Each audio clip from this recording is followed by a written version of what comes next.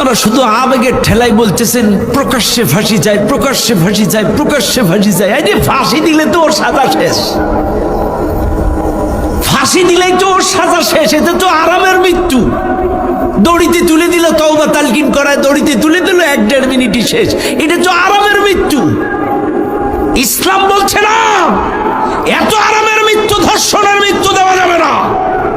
চাইলে এই যে ফাসাদটা সে করলো, তাহলে জোর করে তুলে নিয়ে আসলো, তার মা একটা জুতা পাইছে না, আর জুতাটা পাই নাই, সন্দেহবশত তার পাশের দরজায় যে ঘাও দিছে, তার মানে তারে জোর করে টেনে হিসড়ে নিয়ে গেছে, এদের বলে ফাসাদ।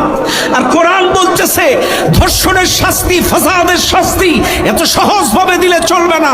সূরাতুল মায়েদা, ইন্নামা জাযাউল্লাযীনা ইউহারিবুনাল্লাহা ওয়া রাসূলাহু ওয়া ইয়াসআউনা ফিল আরদি ফাসাদান আন ইউকাত্তালু আও ইউসাল্লাবু আও তুকাত্তাআ আইদিহিম ওয়া আরজুলুহুম মিন খিলাফিন আও ইউনফাউ মিনাল আরদ।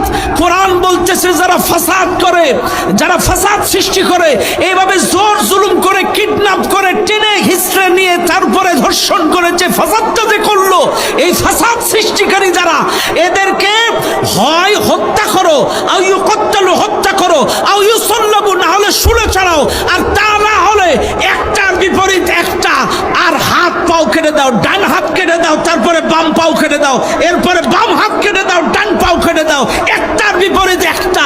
ধর্ষকের, ফাসাদকারী শাস্তি এত সহজ ভাবে শুধু ফাঁসির দড়িতে ঝুলাইলেই তার শাস্তি শেষ হয়ে যাবে না।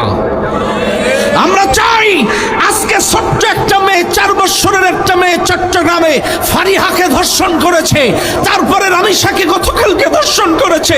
আমরা চাই যেই হোক না কেন, আমরা কোনো দলীয় পরিচয় দেখতে চাই না। ধর্ষণকারী যেই দলের হোক, যেই ধর্মের হোক, আল্লাহর বিধান অনুযায়ী এই ফাসাদকারীদেরকে